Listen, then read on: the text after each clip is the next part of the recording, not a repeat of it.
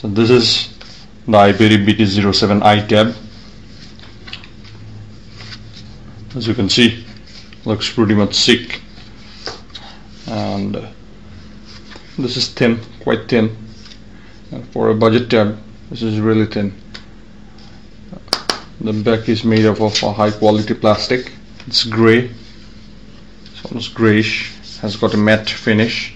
So as you can see, there is this iBerry logo over here, and then there is this designed by and developed by iBerry is mentioned over here, and pretty much all kinds of icons over here like USB, FCC, etc. And that's it. I don't know what's the function of this one, but this really improves the looks. And let's look at this build quality of the back. Yeah, the back casing is pretty much solid. It's well snug. Okay, it's snugly fit. And this is the front. The bezels. Okay, this part of the bezel is a bit thick, and as you can see, there are 3 soft touch buttons, one for going back, one home, and another for the menu. And out here you can see there are 3 hard buttons. One is for switching off and switching on, another is for volume up and volume down. And these are also very well made and looks like an integral part of the device. That means the color combination is really good. And out here what we have is the power port, and this one is for the mic. This is for micro USB, and this is for connecting the charger. This is for putting in your micro SD card. And there is the speaker. It's covered with some kind of a chrome grill, and here you can see various screws for the cabinet. You can unscrew this to open the cabinets, but I suggest you do not do it, otherwise you will be losing warranty. And that's pretty much it from the outside of this tab. Let's switch it on and see. Okay, and here is the front camera. Let's switch it on. Okay, let's switch it off first. Okay, we go to power off, shut it down. Okay,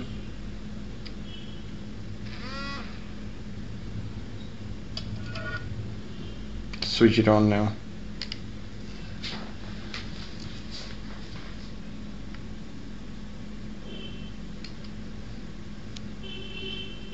As you can see, when I switch it on, the iBerry logo comes on. It's the splash screen, and then it will go away and be replaced with the Android boot logo. That's it. Pretty standard.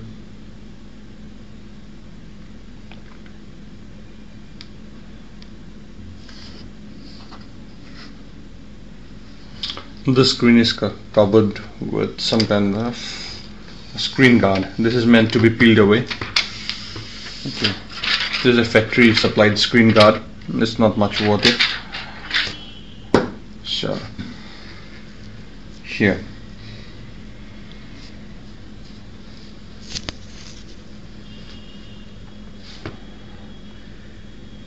so put it under a minute. The Wi-Fi I pre-configured it. You can see as I have installed the Go launcher over here.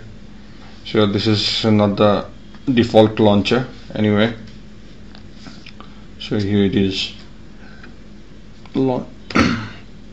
Touch screen. This is very smooth. Okay, now let's go to the settings menu. So here we are in the settings menu. As you can see, the common options are there. Now let's go to wireless and networks. So this is, I have switched on Wi-Fi, and as you can see from the icon, the Wi-Fi is switched on. Then there is this Wi-Fi settings where I can insert various settings for the Wi-Fi routers and everything. And then there is the VPN settings for connecting to a VPN network, and this is for the mobile networks. I think this will be used when you connect the USB 3G USB modem to this particular device, since there is no way you can put a SIM inside it.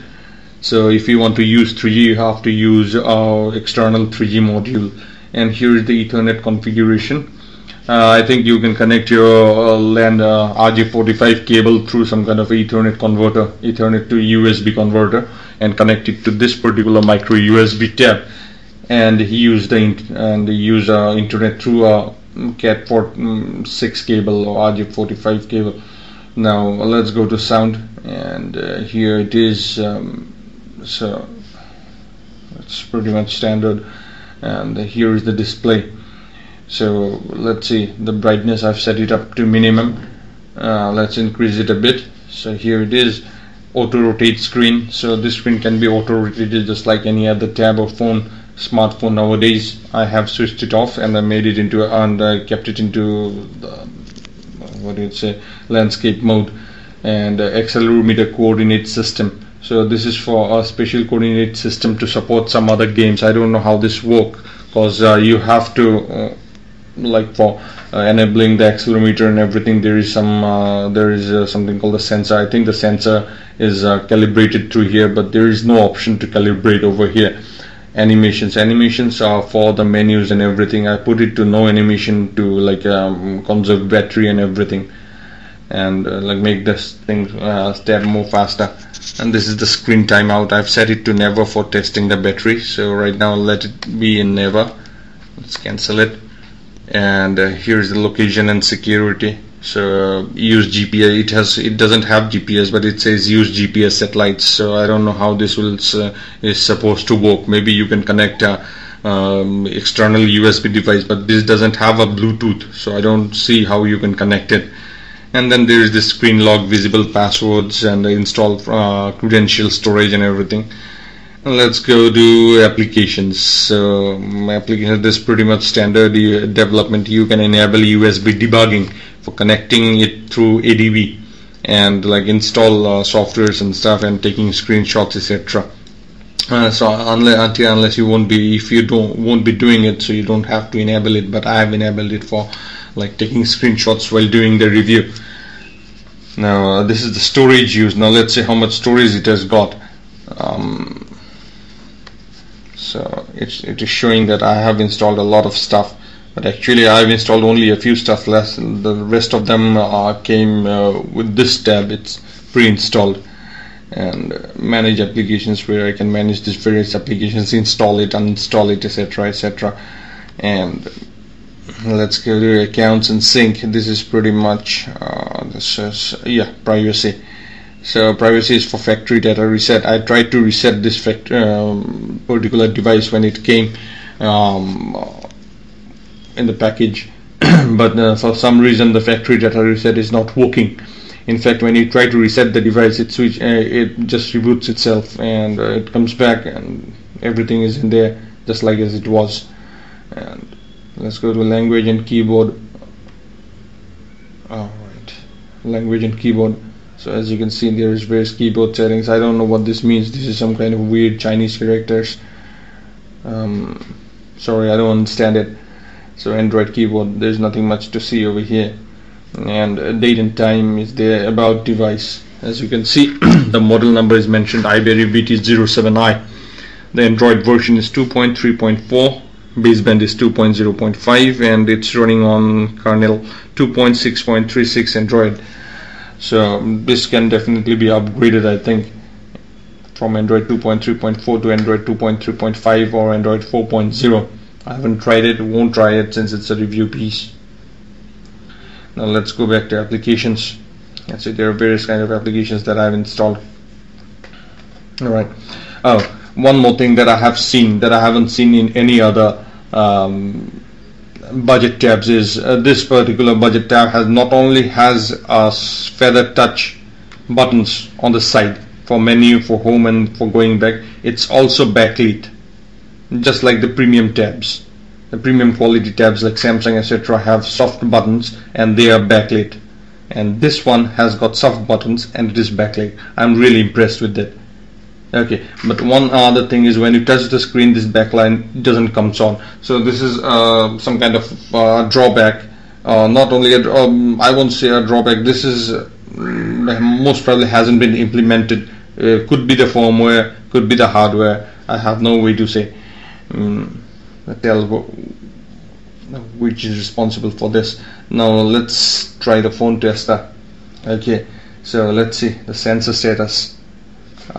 For some reason this particular app doesn't,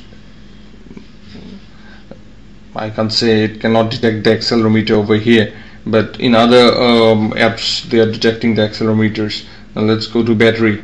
Okay, the battery is discharging. The level is at 28%. The voltage is charging it as 3.75, which is quite good. Temperature is only 30 degrees centigrade, which is very good. Health is good.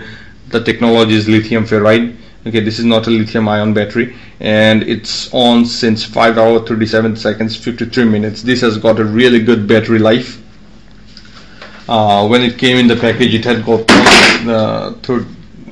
only 38% battery life. 68% it was on 68% charge. And what I did was I switched on the screen, and I disabled the sleep options of Wi-Fi and the screen. Then installed a few softwares, a few apps, and then what I did was I left it on my table. And next time I checked, it ran for around 5 hours 15 minutes, nearly 5 hours 15 minutes on 65 or 68% charge. And when I checked it, it was at around 10 or maybe 12%. So the battery life is quite good on this one. Okay, now let's go for the multi-touch test. Let's say 1, 2, 3, 4 and 5. So this has got 5 touch. Let's try the 6th one. No, there is only, it recognizes only 5 touches. Okay, and the system information, as you can see, it's mentioned manufacturers are unknown, brands it says soft winners, and the RAM is only 314 MB. I think this is the free amount of RAM that it has right now. And the display is 800 by 480. The density of the screen is 160 dpi. Okay, logical density, and this has got an IMEI number, and I don't know, this is quite strange since it doesn't accept a SIM card. Anyway, let's go back. Okay, and here we are. Okay, let's go to Android system info. It says internal memory is around 503 MB. Okay, and of which 217 MB free. There is 2.5 GB free on this one. Internal storage 2.5 GB is free. It takes a TF card of up to 32 GB, and